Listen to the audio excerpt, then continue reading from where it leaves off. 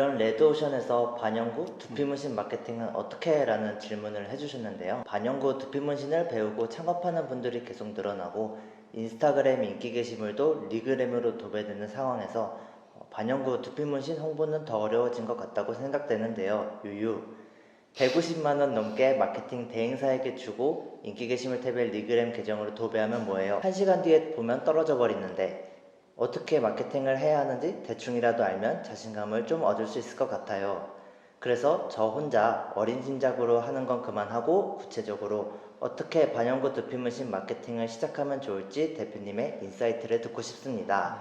그리고 이런 레드오션에서 대표님이 운영하고 계신 반영구 학원은 어떻게 홍보하고 계신지도 알고 싶어요 라는 질문을 해주셨는데, 여러 가지 질문들 중에서 이 질문이 가장 중요하다고 생각을 해서 저희가 선정을 했어요. 네. 일단 질문을 해주셔서 너무 감사드리고요.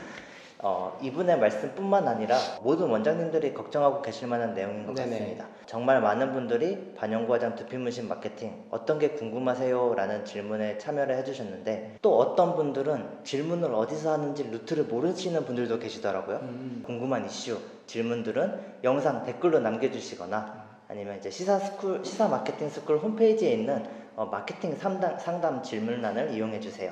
다시 본론으로 돌아와서 질문이 굉장히 많아요. 일단 대표님께서는 반영구랑 두피문신 시장은 현재 레드오션이 맞다라고 생각을 하시는 건가요? 제가 반영구 시장에 2015년도부에 처음 들어왔어요. 사실은 그때도 레드오션이었던 것 같아요. 그때도요. 이 세상에 레드오션이 아닌 거는 없다라고 저는 좀 생각을 하고 있고요. 제가 2015년도에 반영구 들어왔을 때는 반영구 색소, 반영구 머신, 이 반영구 재료상으로 들어왔었어요. 네. 물론 지금도 시사뷰티 저희 하고 있잖아요. 네네. 시사뷰티라는 재료상을 운영하고 있지만 제가 반영구 학원을 처음 시작한 거는 2018년도부터였어요. 네. 말레이시아에서 반영구 학원을 창업을 하게 됐었는데 저희가 이미 월 1,000만 원 정도 운영하고 있는 학원을 인수를 했고요. 그때 인수비가 한 1억 원 정도 들었던 것 같아요.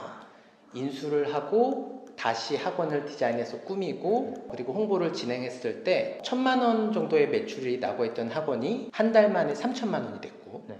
두 번째 달에는 5,000만 원, 세 번째 달에는 8,000만 원의 매출이 났어요. 어떻게 홍보를 했는지는 조금 후에 다시 말씀드리는 걸로 하고요. 그 이후에 코로나 때문에 반영구 시장이 좀 종료가 되기 시작하면서 2019년도에는 한국으로 들어와서 경기도 김포시에서 반영구 샵을 운영하게 됐어요. 그때는 학원이 아니고 샵이었었거든요. 홍보를 했던 게 블로그 하나로만 홍보를 진행을 했었고요. 블로그 하나만으로 홍보해서 첫 달에 170만 원의 매출이 났었고, 두 번째는 340만 원의 매출이 났었고, 세 번째 달에는 500만 원의 매출이 날 수 있었어요.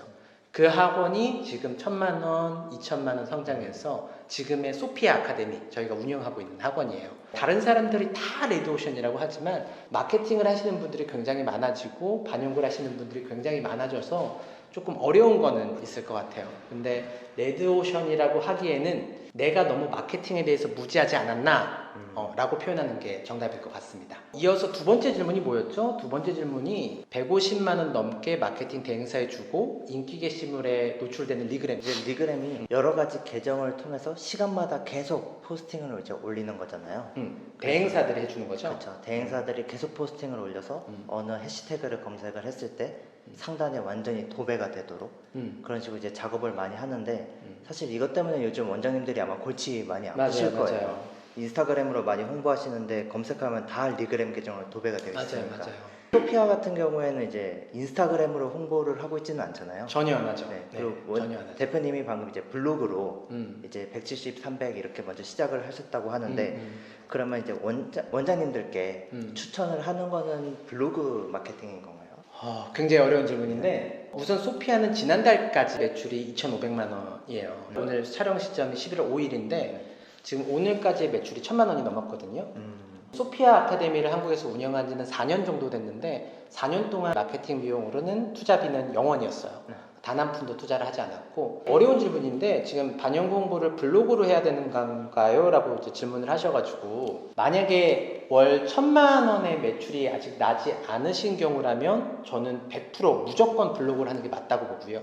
그 뜻은 뭐냐면, 블로그는 우선 공짜 마케팅이잖아요. 그렇죠. 자신이 스스로 블로그로 상위 노출만 시킬 줄 안다면, 물론 비공개 마케팅은 이제 있지만 블로그보다 이 세상에서 좋은 마케팅은 없어요. 예를 들어 저희가 이제 김포시에 있는데 김포 눈썹 문신, 김포 반영구, 장기동 눈썹 문신, 장기동 반영구 그 어떤 키워드를 검색을 해도 우리께 제일 먼저 노출될 수 있다면 또 이 글을 보고 우리까지 연결될 수 있다면 우리나라에서는 이거보다 좋은 마케팅은 없거든요. 실제로 네이버의 점유율이 지금 구글한테 밀려서 계속 떨어지고 있는데 지금 정확하게 몇 %인지 모르겠어요. 근데 대부분 한 60% 정도 되거든요. 네이버에 검색을 하는 사람들이 60%라는 거죠. 우리가 맛집 검색할 때도 대부분 네이버에서 검색하잖아요. 네. 그리고 아까 우리 점심 먹다가 음식점 있었죠. 네, 이름이 뭐야? 국밥집. 성미옥 엄청 맛있거든요. TMI인데 우리가 말하니까 바로 성미옥 검색해봤잖아요. 검색해봤죠. 네이버에서 검색했잖아요. 네이버의 검색률이 60%고 구글의 검색률이 30%가 넘어요. 그러면 네이버에만 노출된다고 해도 구글까지 동시에 노출되니까 우리 게시글은 90% 이상의 검색 엔진에 노출된다는 거예요. 근데 반영구 화장은 왜 많은 사람들이 못해요? 블로그를.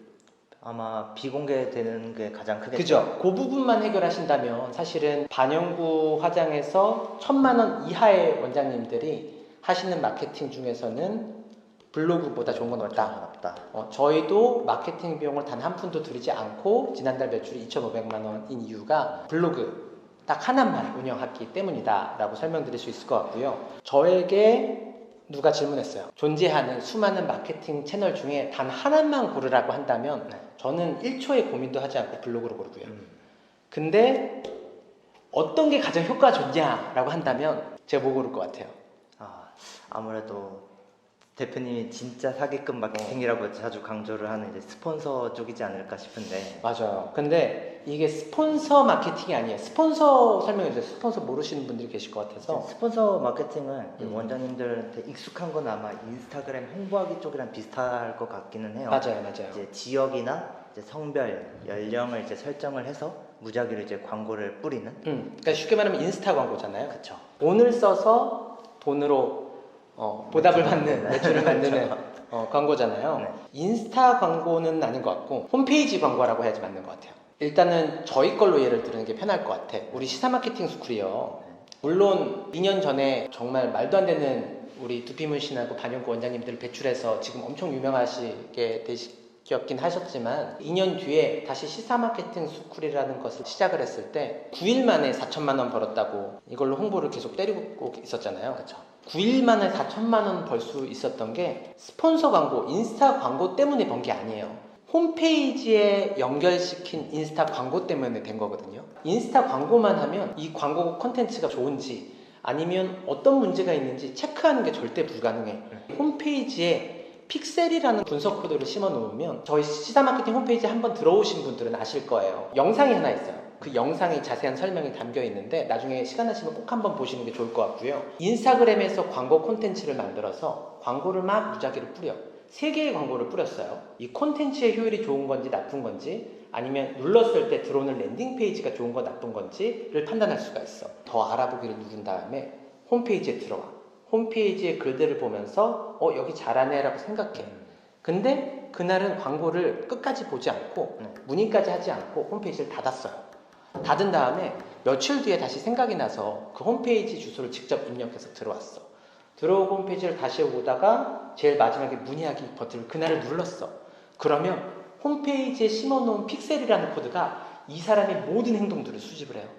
인터넷에서 올라온 광고를 보고 클릭한 사람들이 어떤 사람의 성향인지, 문의까지 누른 사람들은 어떤 사람의 성향인지를 분석을 해서 딱 이 광고를 눌러보고 싶은 사람에게만 광고를 뿌리는 거야. 그럼 광고의 효율성은 하면 할수록 계속 좋아질 수밖에 없겠죠. 그죠? 그래서 인스타만 하면 효과가 없다. 반드시 홈페이지가 있어야 되고 홈페이지 안에 픽셀이라는 코드가 설치가 되어 있어야 되고 충분한 설득이 되어 있지 않으면 문의가 올 수 없다. 이걸 저희는 이제 간접적인 가치 입증이라고 하는데 이거는 교육 들으셔야지 알 수 있는 내용일 것 같고요. 또 질문이 뭐였죠? 저희 지금 오늘 팟캐스트 처음 하는데 굉장히 좀 우리 오랫동안 해온 사람들처럼 이게 죽이 좀 잘 맞는 것 같아. 어색하진 않네요. 네, 그래서 처음에 걱정했는데 죽이 잘 맞는 것 같네요. 네. 댓글 올라온 것 중에 그러면 몇 개만 좀 읽어볼게요. 네네네. 그러면 이제 18년도에 해외에서 반영구 학원을 운영할 때는 어떻게 홍보를 하셨는지, 한 분이 이제 해외로 가고 싶다고 하시네요. 이제 한국이랑은 많이 다른가요? 라는 질문을 해주셨는데, 그러면 소피아는 사실 블로그로 시작을 했고, 네. 그러면 해외에서 먼저 시작을 했을 때도 블로그로 시작을 하신 건가요? 아니죠. 우선 해외랑 저희는 이제 말레이시아에서 한 2년 정도 있었어요.